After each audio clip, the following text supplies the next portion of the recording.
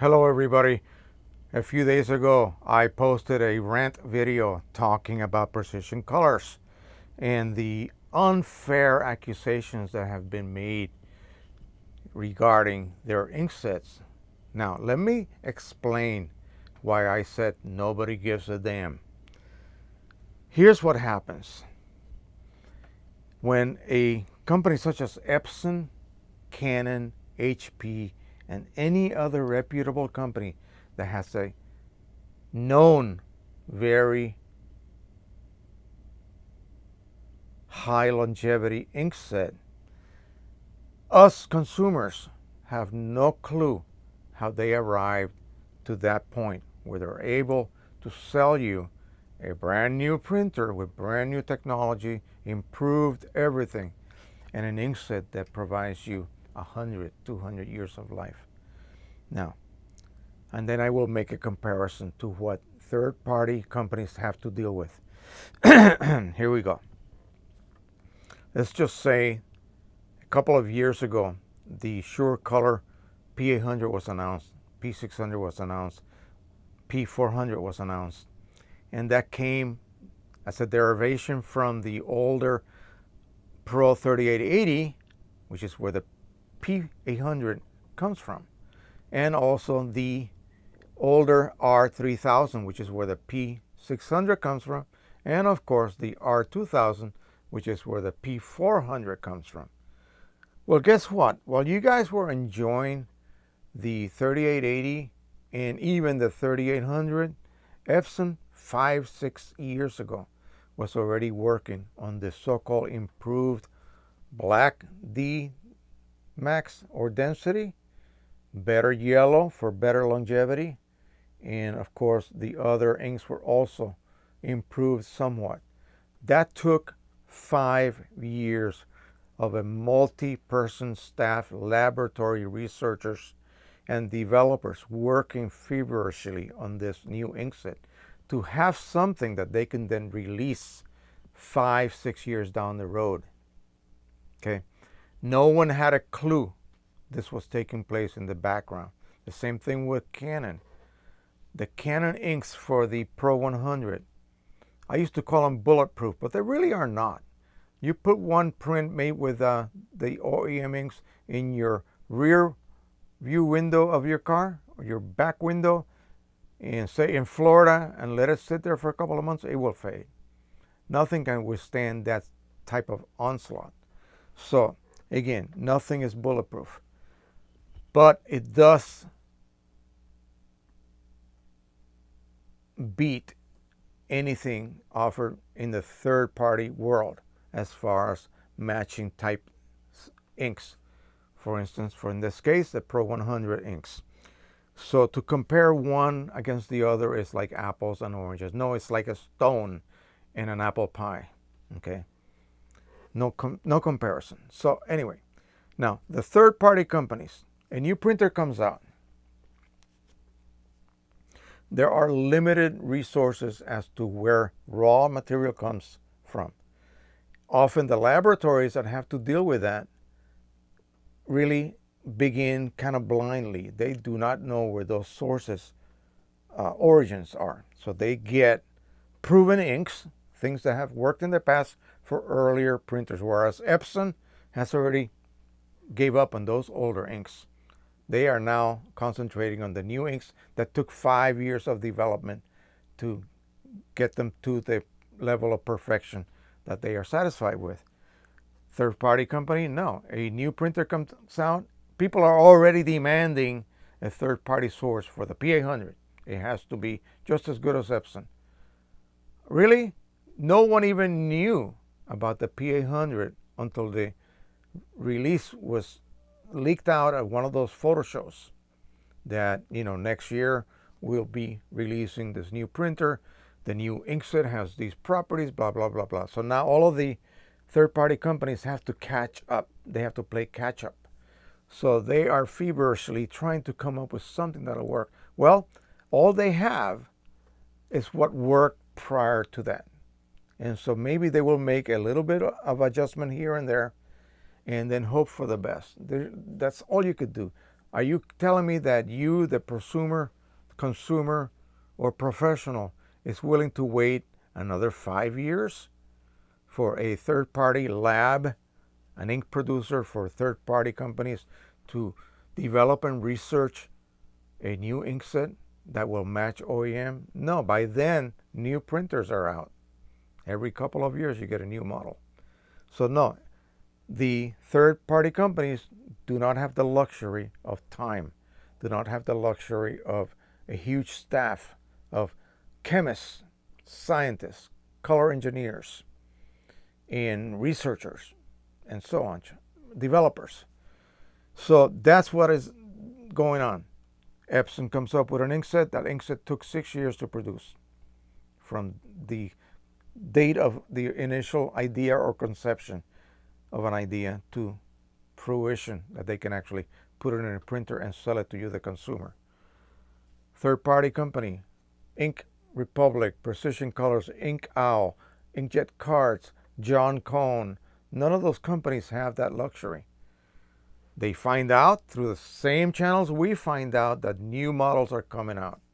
Unless somebody's leaking it out of the company behind everybody's back, all of the CEOs have no clue someone's leaking out information. Nobody knows it until they actually do a so-called news release. And usually that happens at these major international and national photo shows or electronic shows. So that is it. At that point, we know that Epson's coming out with a new inkset, and it is awesome. Now we, the third-party ink companies, have to hustle, have to come up with the best possible solution. So yes, you are going to get, basically, to put it bluntly, second best. They cannot give you what took 5 years to produce in a matter of just months. It's impossible. Example, P800. No one knew or suspected at all that Epson was going to put a lock on the identification system on the P800 sold in North America and other sold in America and in Canada. Okay, what does that mean? Each color cartridge has a separate entity or code. Okay, once the memory inside the computer records that code, when you reset the ink counter, if you were able to do so, you haven't reset the code. It still has the same code. So it sees it as a cartridge chip that has been tampered with, and it will reject it. You need to install another cartridge, the same color, but with a different unique ID code, period. So right now, there's no way to make those printers work with the current batch of refillable cards, because they are all, every one of them, the millions of kits that were sold, they all have the same identified, the same ID color code for yellow, for magenta, for cyan. They have the same code. Think about that.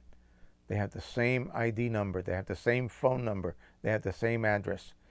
Another set of numbers handles the ink level, but they still have that same identified fingerprint, okay?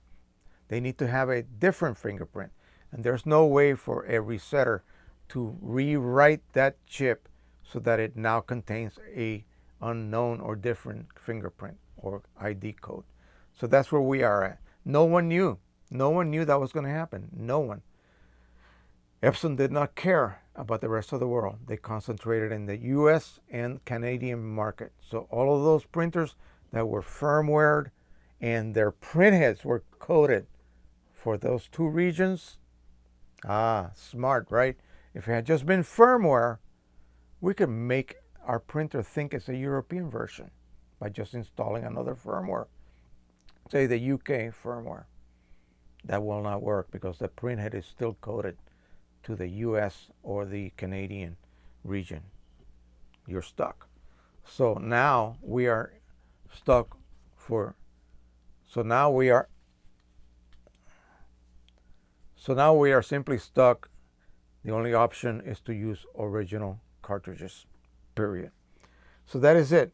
Remember, anytime you try to make a comparison between third party and original inks, Remember, those inks took 5 to 6 years to produce from the time the idea to improve this, and this came up in their boardroom. Okay, they went ahead and started developing those inks 5 years ago. Third party companies, they only know when the announcement comes out 6 months ago.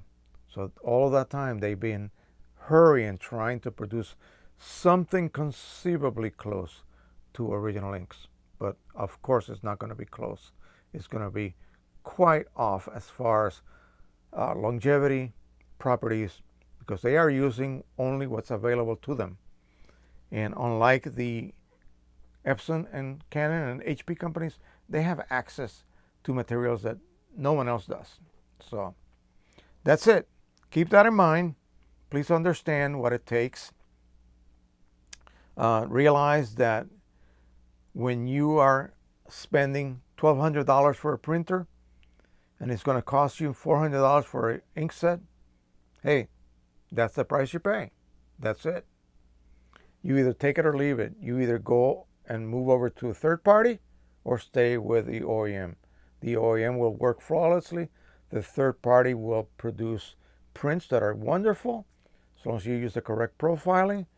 Be aware that they're not going to last as long as original inks, period. You can take steps to enhance the life expectancy. You could spray them with a good UV protectant spray. You could frame them under glass. You could store your myriad of prints back in their original boxes if you wish. You can buy acid-free boxes and store them. You can have cabinets with special drawers, whatever you do to protect your prints from the light and the ravages of environmental pollutants. That is it. OEM or accept the alternative. And again, remember, the alternative is always going to be inferior because of the time constraints, the lack of just research and development that the third-party inks have to do without to be able to please you, the consumer, because you are demanding inks for that brand new printer that just came out. You don't want to pay the exorbitant prices that Epson, Canon, HP charges you. You refuse to do that. So that's why you have to pay the piper. All right, thank you. Not quite a rant. This is the truth, guys and gals. You know me. I don't sugarcoat it. All right, thank you. Please subscribe, share, and like. And until the next time, keep on printing, guys. Don't let this stop you whatsoever. Happy printing. Bye-bye.